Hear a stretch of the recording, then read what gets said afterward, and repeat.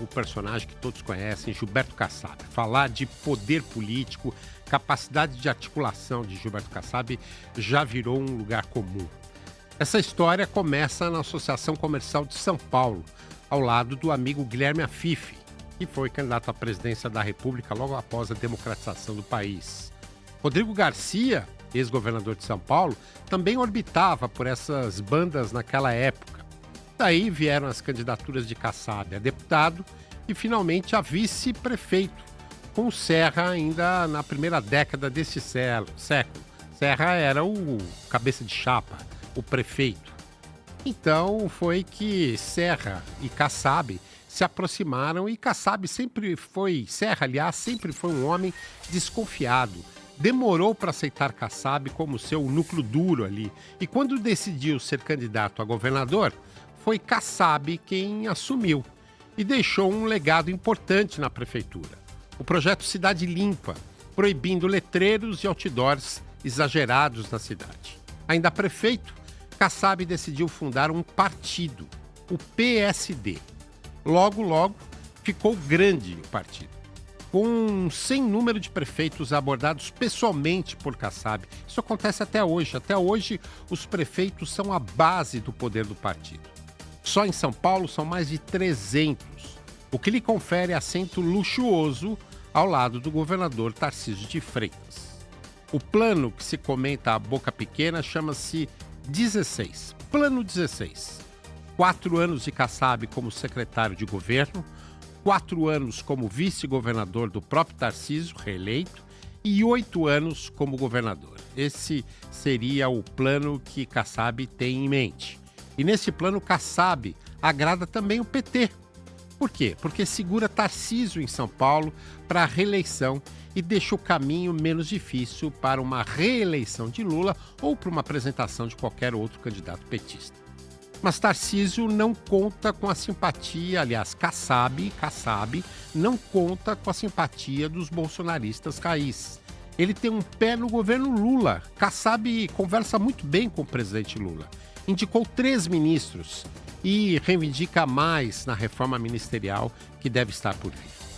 Como pode um político ser, veja a mágica da política, como é que pode um político ser braço direito de um governador bolsonarista e ao mesmo tempo ter diálogo aberto e espaço de poder em um governo petista? Kassab pode. Agora, um novo plano surge pela frente: absorver o PSDB. No mundo político, preferem falar em fusão.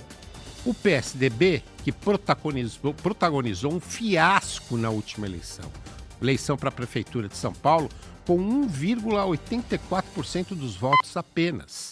E Kassab percebeu que o partido estava terminando. O PSDB, um partido de grife. Kassab já se reuniu com líderes do PSDB. Líderes esses que garantem que a conversa vai bem e tem progredido. Nesta perspectiva, surge também uma possível chapa para a presidência da República, abrindo caminho também para o próprio Kassab ser candidato a governador de São Paulo. E essa chapa presidencial para 2026 teria Tarcísio de Freitas na cabeça e Eduardo Leite como vice.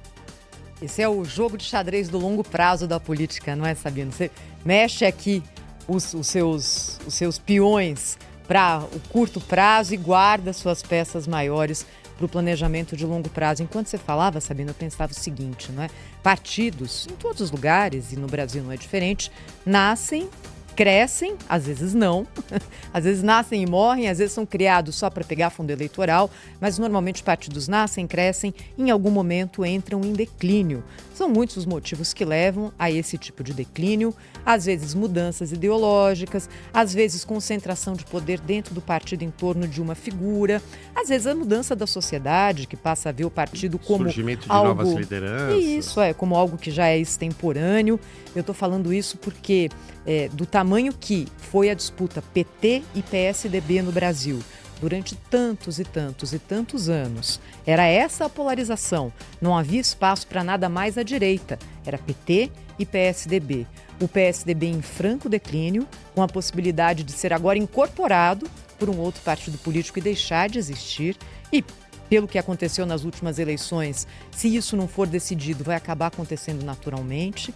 Deve acender também uma luz amarela, no mínimo, para o PT, que também perdeu muito espaço nas últimas eleições.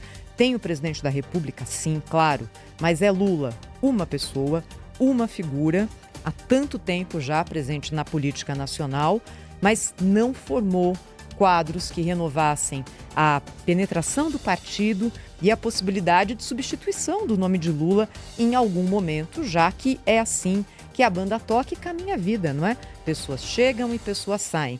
Acho que o que acontece com o PSDB deveria acender uma luz vermelha no PT, porque os dois que caminharam juntos por tanto tempo, hoje já não caminham, um está prestes a acabar e o outro tem perdido espaço, mantendo o poder só na figura de um líder político. Isso é pouco.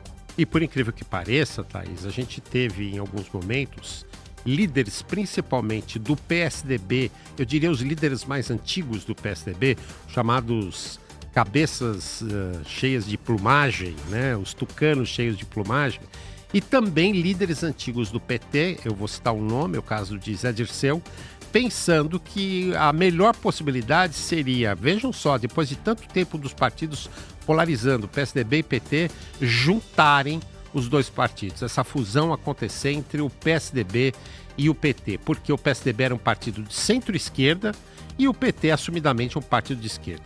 Hoje o PT caminha para centro-esquerda e o PSDB para centro-direita. Então eles se distanciaram um pouco mais, ficou mais fácil o caminho com o PSD, Macalossi. Meus 2 centavos sobre esse destaque. Primeiro, lembrar que o Kassab quase levou o Eduardo Leite para o PSD antes da eleição passada, né? Depois da fracassada convenção tucana, em que o Dória venceu, mas não levou, porque havia uma inconformidade em relação ao resultado. E daí o Eduardo Leite se interpôs, né, publicamente e levou a convenção do PSDB ao caos. O resultado acabou não se confirmando.